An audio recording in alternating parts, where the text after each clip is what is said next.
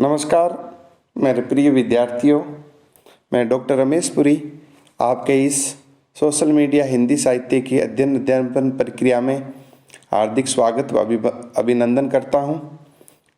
हम रीति काव्य के महत्वपूर्ण कवि सेनापति की रचनाओं का अध्ययन कर रहे थे। इसी क्रम में आइए चलते हैं कि रचनाओं की ओर। दीर्घ प्रचंड महापीन भुजदंड जुग, सुंदर विराजत फनिंद होते अति हैं। लोचन विशाल राज दीप्ति दीप्ति भाल, मूर्ति उदार को लजाने रतिपति हैं। चाप ही चढ़ाई बे को चलियो युवराज राम, सेनापति मत गजराज कैसी गति हैं। बिन कहे दूरी ते बिलोकत ही जानी जाती, 20 बिसे दसों दिक्पालन को पति हैं।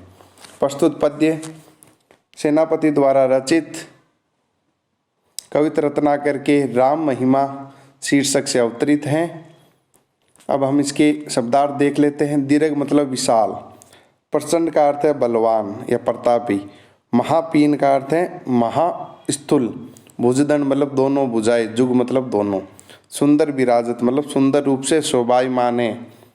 फनिंद होते अति हैं, फनिंद मतलब शेषनाग से ही अत्यंत सुंदर व शोभायमान है, अर्थात उनके सामने शेषनाग की भी शोभा फीकी लगती है। लोचन विशाल, उनके जो कमल के समान नेत्र हैं वो विशाल हैं तथा उनके शरीर पर राज दीप्ति की आभा प्रदर्शित हो रही है। दीप्ति बाल, उनके बाल पर राजा महाराजाओं की सी चमक विद्यमान है। मूर्ति उदार को लजाने रतिपति, उनकी उदार मूर्ति हैं वो रतिपति अर्थात कामदेव को भी लज्जित कर देती हैं अपने सौंदर्य में।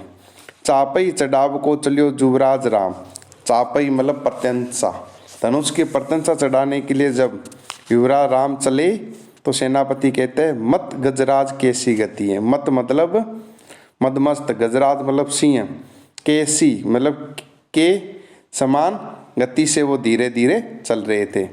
बिन कहे दूरी ते बिलोकत ही जानी जाती, उनके सौंदर्य प्रताप और उनकी भुजाओं के पराक्रम को दूर से देखते ही जाना जा सकता है। उनके लिए कुछ कहने की जरूरत नहीं है।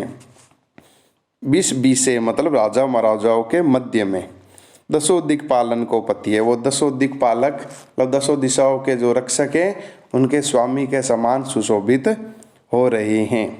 आइए व्याख्या करते हैं। प्रस्तुत पद्य में सेनापति कहते हैं कि श्री राम की जो दोनों भुजाएं हैं वह दीर्घ, प्रतापी और महास्थूल है। महापीन मतलब महास्थूल हैं। वे राम के शरीर पर इतनी अधिक शोभामान हैं कि उनके सामने सुंदर विराजत मतलब सुंदर रूप से शोभायमान है कि उनके सामने शेषनाग की शोभा भी फीकी सी लगती हैं। श्री राम के कमल के समान नयन, राज दीप्ति अर्थात मुख पर राज सी दीप्ति भाल और मस्तक पर राजाओं महाराजाओं का सा तेज विद्यमान है। उदार मूर्ति को लजाने रतिपति, उनकी जो उदार मूर्ति है वो रतिपति अर्थात कामदेव को भी लज्जित कर देने वाली हैं, अर्थात उनकी शोभा के सामने कामदेव की शोभा भी फीकी लगती हैं। चापी चढ़ाई को चलियो युवराज राम, जब श्री राम शिव धनुष पर प्रत्यंसा चढ़ाने के लिए चले तो वह मत मतलब मदमस्त, गजराज मतलब सिंह के समान की गति मतलब मंद मंद गति से आगे मदमस्त होकर के सिंह के समान आगे बढ़ रहे थे। बिन कहे दूरी ते बिलोकत ही जानी जाती, श्री राम के बल, प्रताप, सौंदर्य व पराक्रम को देखते ही दूर से ही जाना जा सकता है और उनके लिए कहने की कोई जरूरत नहीं है। 20 बीसे दसों दिक्पालन को पति हैं कि यह राजा महाराजाओं के बीच में दसों दिक्पालन मतलब दसों दिशाओं की रक्षा करने वाले के भी स्वामी हैं, अर्थात राम सबके राम हैं और सबके पालन करता है। प्रस्तुत पद्य की भाषा ब्रज भाषा है, माधुर्य गुण का प्रयोग हुआ है। भाषा में लाक्षणिकता, अनुप्रासिकता, चित्रात्मकता विद्यमान है। कवि छंद में इसका प्रयोग हुआ है, कवि छंद का प्रयोग इस पद्य में किया गया है। आइए आगे चलते हैं। तोर्यो है पिनाक नागपाल बरसत फुल, तोर्यो मतलब तोड़ना, पिनाक का अर्थ है धनुष, नागपाल मतलब स्वर्ग के देवता, बरसत फूल मतलब फूल बरसा रहे। सेनापति कीर्ति बखाने रामचंद्र की, सेनापति हैं कह रहे हैं सभी राम की कीर्ति का बखान उस समय कर रहे हैं। लेके जयमाला सिए बाल है बिलो की छवि, कि जैसे ही शिव धनुष तोड़ा तो जयमाला मतलब जयमाला लेकर के सीता राम बिलो की छवि, राम की छवि को देखा, मतलब उसके सौंदर्य को देखा। दशरथ लाल के बदन अरविंद की, दशरथ लाल मतलब दशरथ के पुत्र श्री राम के कमल के समान शरीर की छवि को बिलो की मतलब देखा। देख करके क्या हुआ, परिप्रेम फंद, फंद मतलब फंदा, प्रेम के फंदे में पड़ गई। उर बढ़ियो है आनंद आती, उसका हृदय है वो इस प्रेम सागर में डूबने लगा। आछी मंद मंद चाल चलती गई की, वो जब आ रही थी राजसभा में तो अत्यंत ही सुंदर मंद मंद अथनी की सी चाल चलते हुए आ रही थी। बरक कनक बनी बानक बनक आई, यहाँ बरक कनक का अर्थ है कनक वर्णा मतलब सोने के समान वर्ण वाली, बनी बानक बनक आई, बानक बनक का अर्थ है रेशम की वेशभूषा से सज्जित होकर के आई। जनक मनक, जनक मनक का अर्थ है रुणक जनक की जनकार करते हुए पायल की ध्वनि के साथ बेटी जनक नरेंद्र की, नरों के इंद्र जनक की बेटी राजसभा में आई। तो हम चलते हैं इसका प्रसंग।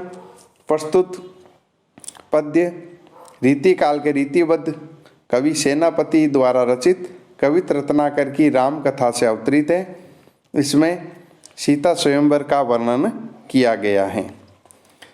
सेनापति ने तोर्यो है पिनाक नागपाल बरसत फूल, सेनापति कह रहे हैं कि जैसे ही राम द्वारा धनुष भंग करने किया गया तो नागपाल बरसत फूल, और स्वर्ग के देवता हैं वो प्रसन्न होकर के फूलों की वर्षा करने लगे।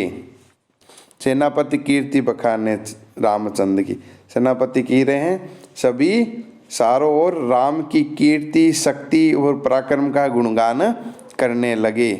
लेके जयमाला सी बाल है बिलो की छवि दशरथ लाल के बदन अरविंद की, के दशरथ अर्थात रघुकुल वंश रघुकुल गौरव श्री राम के पिता दशरथ के पुत्र श्री राम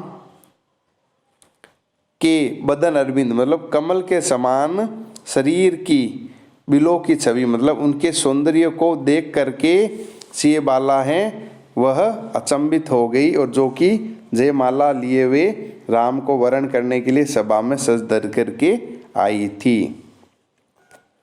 पड़ी प्रेम फंद, और वह श्री राम के शोभा व सौंदर्य को देखकर उनके प्रेम के जाल में बध गई आबद हो गई।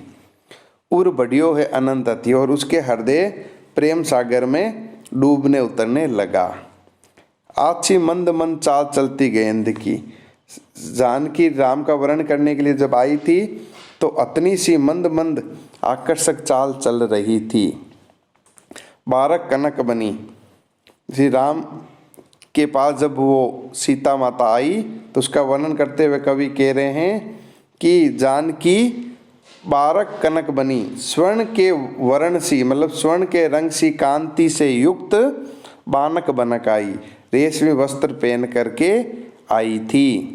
जनक मनक, और उनके पैरों में जुनुक जुनुक से पायलों की ध्वनि बज रही थी, और वह नरों के इंद्र राजा जनक की बेटी थी जो श्री राम का वर्ण करने के लिए उस समय आई थी।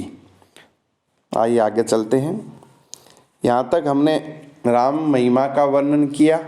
अब सेनापति को ऋतु वर्णन में भी विशेषता हासिल थी, वो ऋतुओं का वर्णन भी बड़े ही विशद व व्यापक सहज स्वाभाविक रूप में करते थे।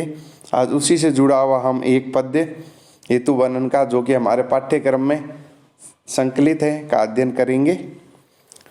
बरन बरन तरु फूल उपवन बन, सोई चतुरंग संग दल लयत हैं, बंदल जीमी बोलत बिरद बीर कोकिल हैं, गुंजत मधुप गान गुन गैयत हैं, आवे आस पास पुहप की सुबास सोई, सौदे के सुगंध मांस सने रैयत है। शोभा को समाज सेनापति सुख साज आज आवत बसंत ऋतुराज कहियत। बरन बरन मतलब विभिन्न रंग के, तरु मतलब वृक्ष, फूले उपवन बन, वन और उपवन में फूल खिल गए। सोई चतुरंग संग दल लइयते, सोई ऐसा लग रहा है चारों सेना दल के साथ आई है। बंदल जिमी बोलत, बंदल मतलब है राजा महाराजा कीर्ति गैसो कान करने वाले चारण व भाट कवि। जिमी मतलब जैसे, बोलत विरद मतलब विरदावली या यशो गान करना, वीर कोकिल, वीर कोकिल विरदावली कर रही है। गूंजत मधुप गान गुन गई थे, मधुप मतलब भंवरे हैं वो गूंजते हुए गुनगान कर रहे हैं। आवे आसपास पुहवन की सुबास होई, और आसपास पुहपन मतलब कमलों की सुगंध आ रही है। सौंदे के सुगंध मांस सने रही थे, सौंदे के सुगंध मांस सने रही थे, सने रही मतलब भीगे रहते हैं। शोभा को समाज मतलब चारों ओर समाज में या सर्वत्र शोभा बिखर गई।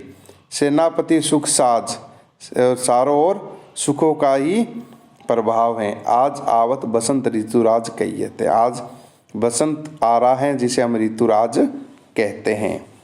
प्रस्तुत पद्य रीतिकाल के रीतिबद्ध कवि सेनापति द्वारा रचित कवित रत्नाकर के 6 ऋतु वर्णन के शीर्षक से उद्धृत हैं, जिसमें उन्होंने ऋतु वर्णन करते हुए ऋतु के राजा बसंत ऋतु का वर्णन किया गया है।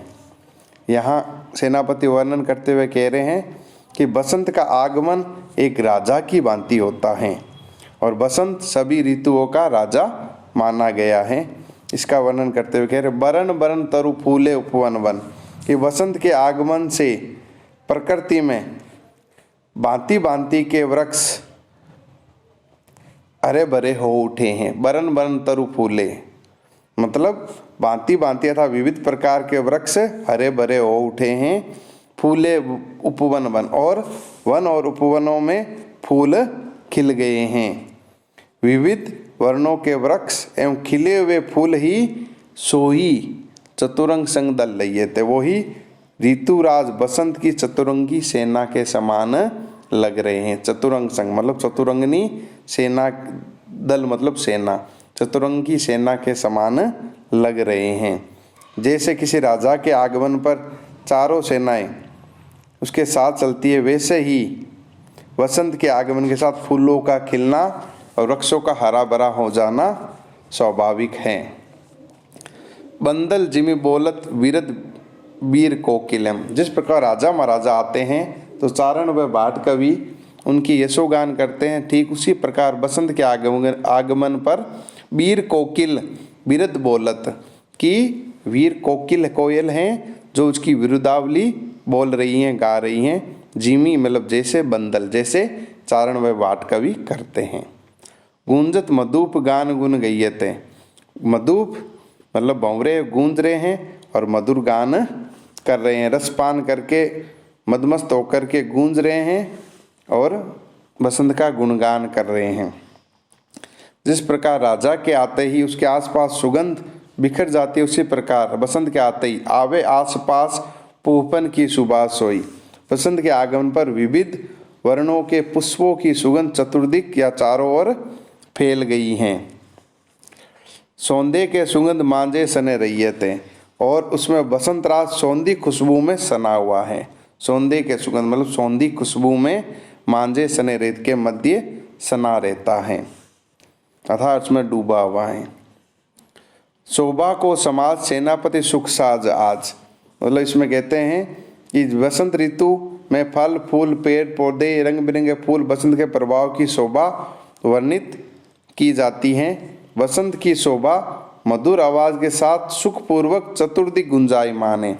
शोभा को समाज मतलब बसंत की जो शोभा है वो चतुर और चारों ओर गुंजायमान है। सेनापति सुख साज कि यह बसंत है, सेनापति कहते हैं सभी सुखों को देने वाला है।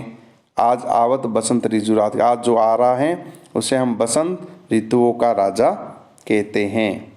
प्रस्तुत पद की भाषा ब्रज है, कवि छंद का प्रयोग किया गया है तथा माधुर्य गुण का प्रयोग इस पद्य में किया गया है। तथा प्रकृति का स्वतंत्र आलम्बन रूप में चित्रण इस पद्य में किया गया है। तो आज के लिए बस इतना ही। आगे हम और पढ़ेंगे ऋतु वर्णन के संबंधित दोहे। जब तक आप इसको वीडियो को देखिए, समझिए व सुनिए। धन्यवाद।